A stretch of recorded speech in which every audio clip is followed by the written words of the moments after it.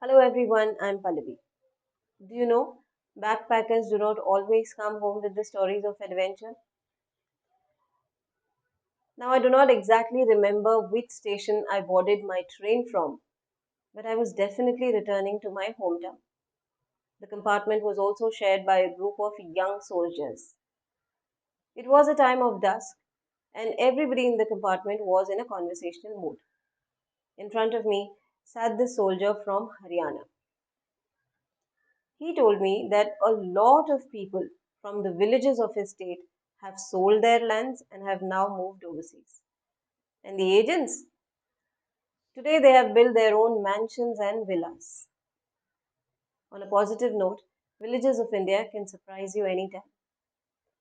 Despite the complaints of hooliganism which we often hear from the northern belt, in general, we all know that people from Haryana and Punjab have contributed a lot to specific fields like fitness, sports, and forces.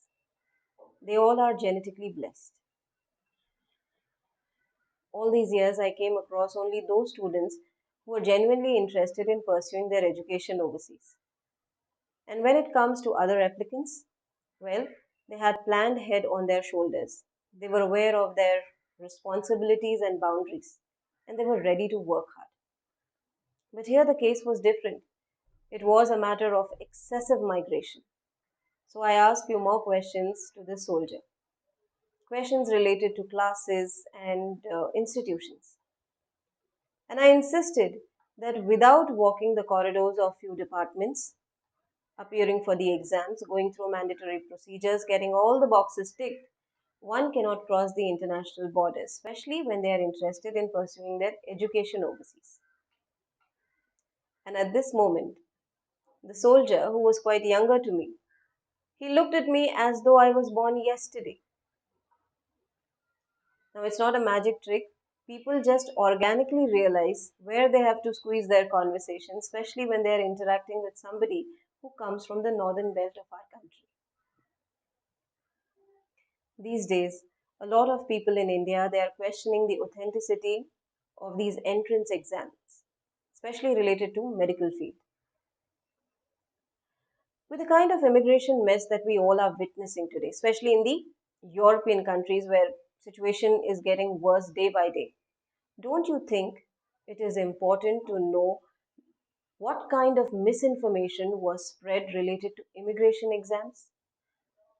Were these students given any kind of favors? What exactly happened? Because you know what?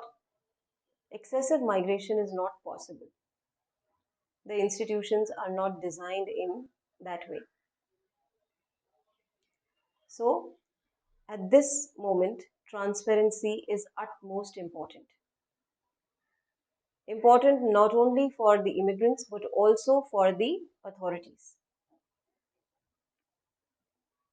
So, I request the people, especially the people from the European countries, before they get more violent or they start with these unruly mobs on streets, why don't you take some time and listen to what people have to say?